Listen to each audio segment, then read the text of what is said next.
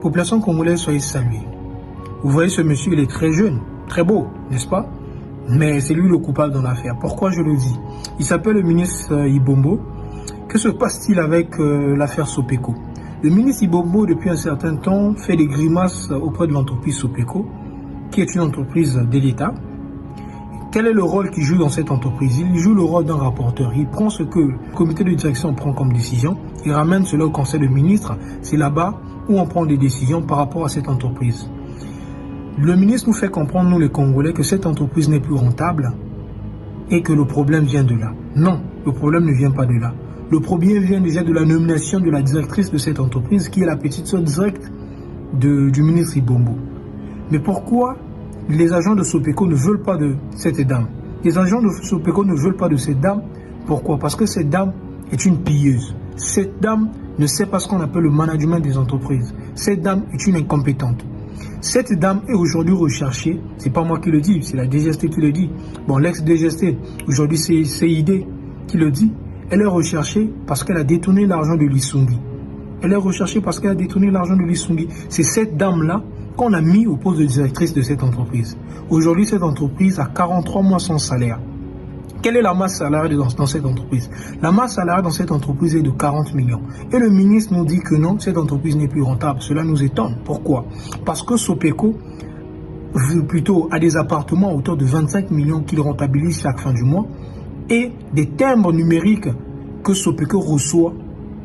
Lorsque nous, Congolais, nous payons des factures, nous faisons des achats, il y a des timbres qui sont sur nos achats. Et c'est Sopeco qui rentabilise cela à hauteur de 10 millions chaque mois. Donc prenons les 25 millions. 25 millions des appartements, plus les 10 millions que les timbres rentabilisent chaque fin du mois. Ça nous fait pratiquement 35 millions. Sur une masse salariale de 40 millions. Sans compter, là j'aimerais vous parler des 20% que détient Sopeco dans la banque postale. Et aujourd'hui, que fait le ministre? Le ministre prend des décisions à l'insu du Premier ministre. Il a changé les statuts de cette entreprise.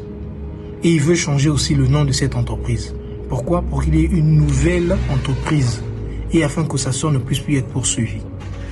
Au-delà de ça, il veut vendre encore 10% de la part que Sopeco détient dans la banque postale.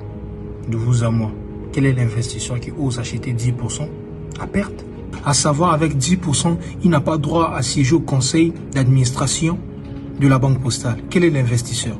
Personnellement, je pense que le ministre veut lui-même prendre ces 10% là le jour qu'il ne sera plus ministre afin de bénéficier de ces 10% là. Dans quel pays nous sommes? Avec une masse salariale de 40 millions, vous avez 20% dans la banque postale, vous rentabilisez pratiquement 35 millions, hormis vos 20% dans la banque postale, et ils sont incapables de vous payer 43 mois. Et les Congolais et le Premier ministre regardent. C'est ça qu'on appelle le népotisme. L'incapacité d'agir du gouvernement, c'est ça que nous, Congolais, nous plaignons. 235 familles où les enfants ne vont plus à l'école, ils n'ont plus la capacité de soigner des gens.